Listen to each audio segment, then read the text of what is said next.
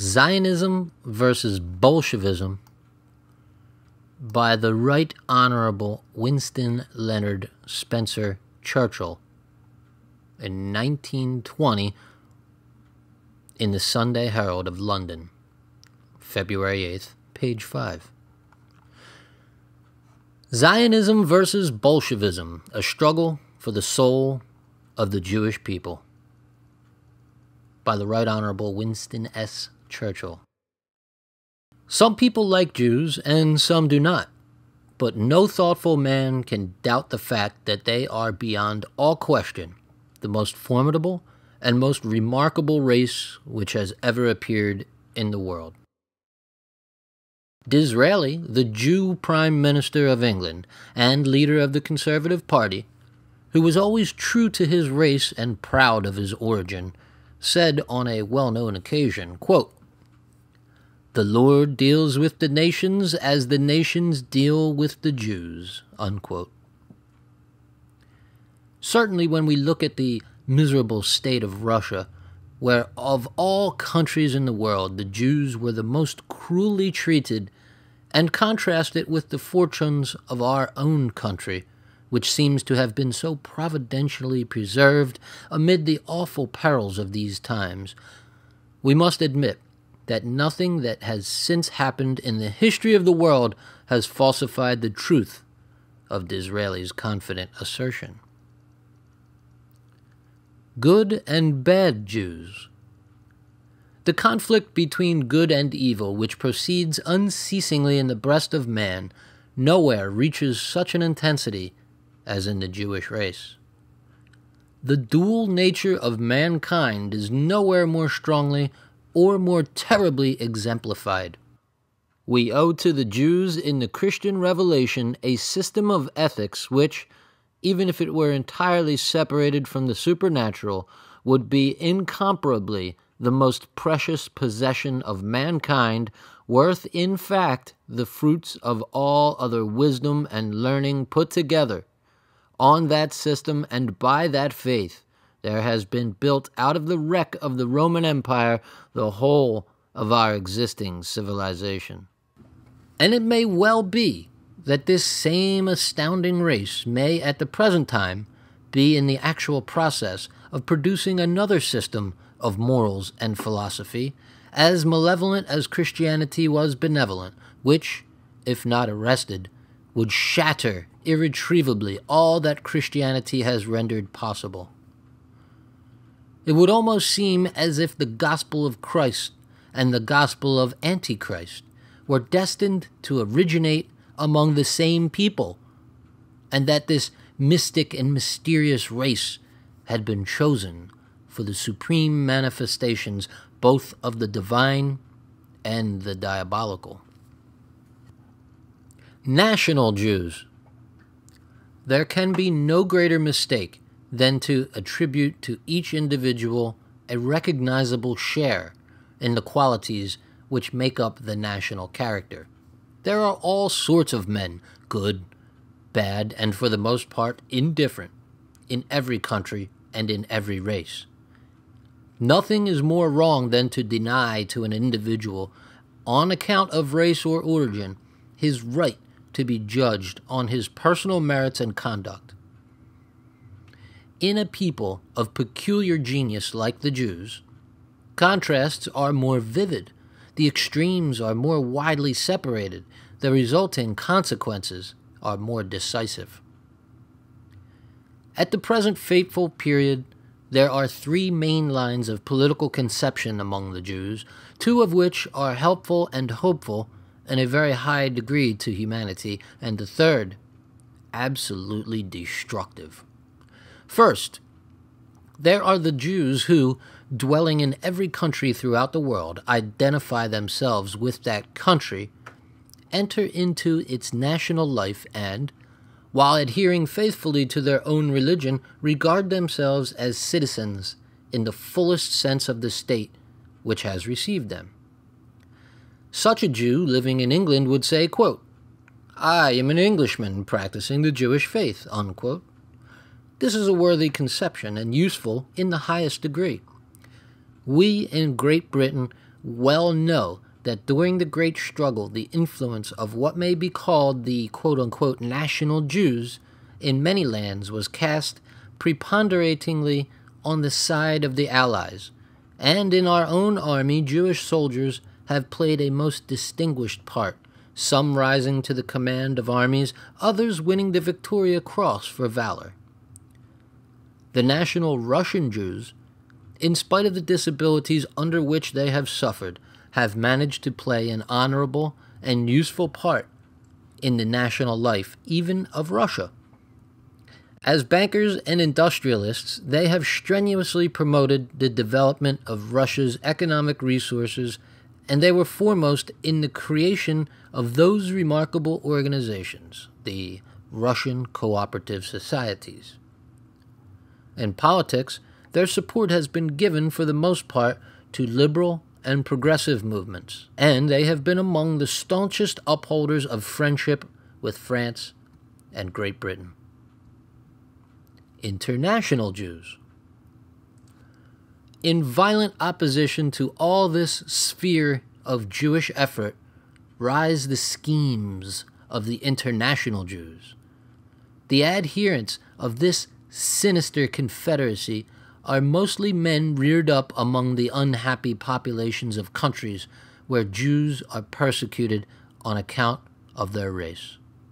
Most, if not all of them, have forsaken the faith of their forefathers and divorced from their minds all spiritual hopes of the next world. This movement among the Jews is not new.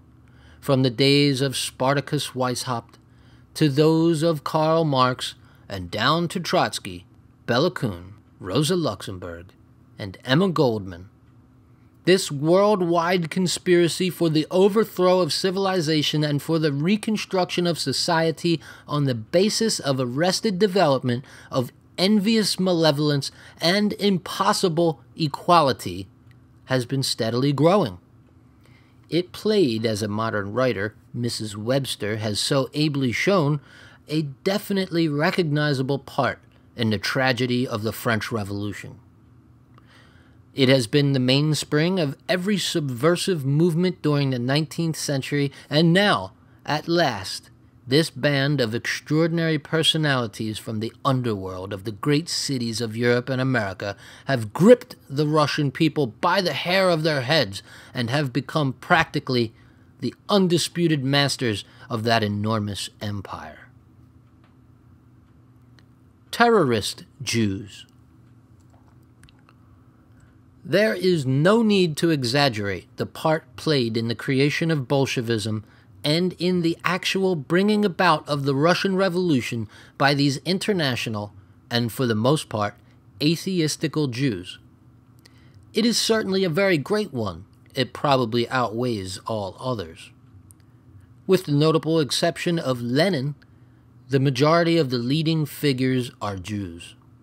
Moreover, the principal inspiration and driving power comes from the Jewish leaders. Thus, Chicherin, a pure Russian, is eclipsed by his nominal subordinate Litvinov, and the influence of Russians like Bukharin or Lunacharsky cannot be compared with the power of Trotsky or of Zinoviev, the director of the Red Citadel, parenthetically Petrograd, or of Krasin or Radek, all Jews.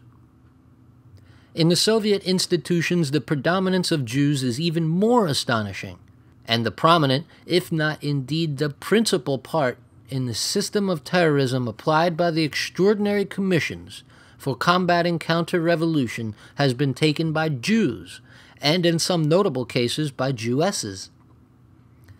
The same evil prominence was obtained by Jews in the brief period of terror during which Bela Kun ruled in Hungary. The same phenomenon has been presented in Germany, parenthetically, especially in Bavaria, so far as this madness has been allowed to prey upon the temporary prostration of the German people. Although in these countries there are many non-Jews every whit as bad as the worst of the Jewish revolutionaries, the part played by the latter in proportion to their numbers in the population is astonishing. protector of the Jews. Needless to say, the most intense passions of revenge have been excited in the breasts of the Russian people. Wherever General Denikin's authority could reach, protection was always accorded to the Jewish population, and strenuous efforts were made by his officers to prevent reprisals and to punish those guilty of them. So much was this the case that the Petlerist propaganda against General Denikin denounced him as the protector of the Jews. The Mrs. Healy, nieces of Mr. Tim Healy, in relating their personal experiences in Kiev, have declared that to their knowledge, on more than one occasion, officers who committed offenses against Jews were reduced to the ranks and sent out of the city to the front. But the hordes of brigands by whom the whole vast expanse of the Russian Empire is becoming infested do not hesitate to gratify their lust for blood and for revenge at the expense of the innocent Jewish population whenever an opportunity occurs. The brigand Makhno, the hordes of Petlura and of Gregoriev, who signalized their every success by the most brutal massacres, everywhere found among the half-stupefied, half-infuriated population an eager response to anti-Semitism in its worst and foulest forms. The fact that in many cases Jewish interests and Jewish places of worship are accepted by the Bolsheviks from their universal hostility has tended more and more to associate the Jewish race in Russia with the villainies which are now being perpetrated. This is an injustice on millions of helpless people, most of whom are themselves sufferers from the revolutionary regime. It becomes, therefore, specially important to foster and develop any strongly marked Jewish movement which leads directly away from these fatal associations. And it is here that Zionism has such a deep significance for the whole world at the present time. A home for the Jews. Zionism offers the third sphere to the political conceptions of the Jewish race. In violent contrast to international communism, it presents to the Jew a national idea of a commanding character. It has fallen to the British government, as the result of the conquest of Palestine, to have the opportunity and responsibility of securing for the Jewish race all over the world a home and a center of national life. The statesmanship and historic sense of Mr. Balfour were prompt to seize this opportunity. Declarations have been made which have irrevocably decided the policy of Great Britain. The fiery energies of Dr. Wiesmann, the leader, for practical purposes, of the Zionist project, backed by many of the most prominent British Jews, and supported by the full authority of Lord Allenby, are all directed to achieving the success of this inspiring movement. Of course, Palestine is far too small to accommodate more than a fraction of the Jewish race, nor do the majority of national Jews wish to go there. But if, as may well happen, there should be created in our own lifetime by the banks of the Jordan a Jewish state under the protection of the British Crown, which might comprise 3 or 4 millions of Jews, an event would have occurred in the history of the world which would, from every point of view, be beneficial and would be especially in harmony with the truest interests of the British Empire. Zionism has already become a factor in the political convulsions of Russia as a powerful competing influence in Bolshevik circles with the international communistic system. Nothing could be more significant than the fury with which Trotsky has attacked the Zionists generally, and Dr. Weizmann in particular. The cruel penetration of his mind leaves him in no doubt that his schemes of a worldwide communist state under Jewish domination are directly thwarted and hindered by this new ideal, which directs the energies and the hopes of Jews in every land towards a simpler, a truer, and a far more attainable goal. The struggle, which is now beginning between the Zionist and Bolshevik Jews, is little less than a struggle for the soul of the Jewish people. Duty of loyal Jews.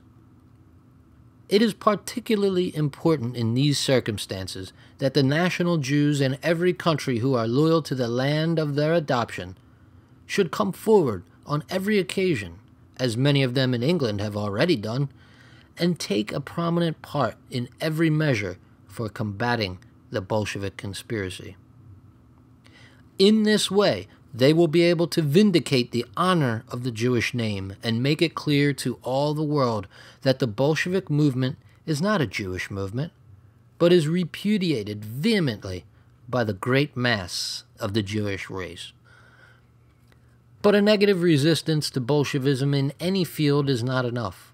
Positive and practicable alternatives are needed in the moral as well as in the social sphere, and in building up with the utmost possible rapidity a Jewish national center in Palestine, which may become not only a refuge to the oppressed from the unhappy lands of Central Europe, but which will also be a symbol of Jewish unity and a temple of Jewish glory.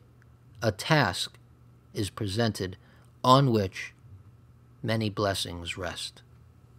End of Zionism versus Bolshevism by the Right Honorable Winston Leonard Spencer Churchill, 1920.